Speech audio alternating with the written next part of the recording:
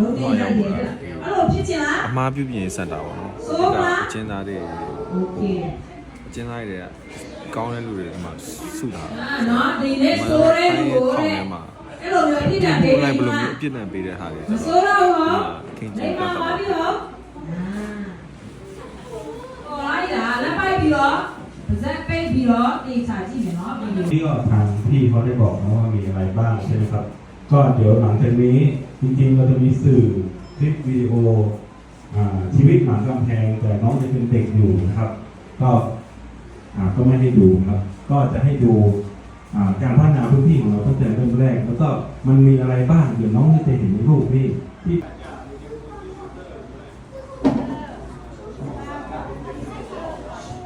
ဆိုးတဲ့လူတွေကိုဒီမှာခြံထားခဲ့မယ်နော်ဒီမှာဆိုးတဲ့လူတွေကိုခေါ်ထားလိမ္မာအောင်လုပ်မယ်ဆိုးတဲ့လူတွေဆိုးလားဆရာမပြောတဲ့စကားနားမလားဆိုးတဲ့လူတွေကိုဒီမှာခေါ်ထားနော်အဖေနေစိုက်ခိုင်းမှာอย่างถ้าเป็นเด็กๆนะครับน้องๆก็จะมีมินิซูสวนสัตว์เล็กๆนะครับให้น้องๆได้เล่นได้จับได้สัมผัสได้ให้อาหารสัตว์นะครับมีส่วนหนึ่งก็จะมีสนามเด็กเล่นเล็กๆนะครับให้น้องๆได้เล่นเดี๋ยวน้องก็จะได้เห็นมีเจ้าหมูเด้งก็มีนะครับเดี๋ยวไปดู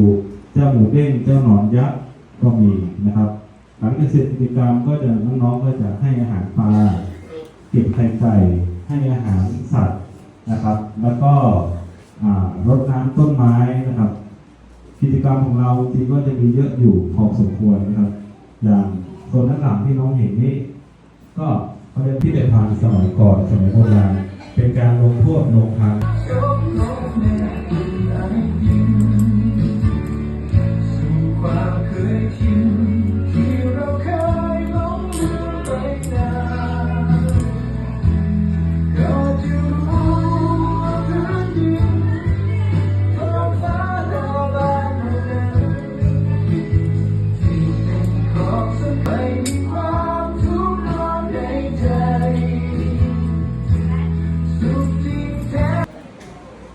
ကြည့်နေတဲ့အချိန်မှာတိတ်တိတ်ဆိတ်ဆိတ်လေးကြည့်မယ်လက်ပိုက်ထားမယ်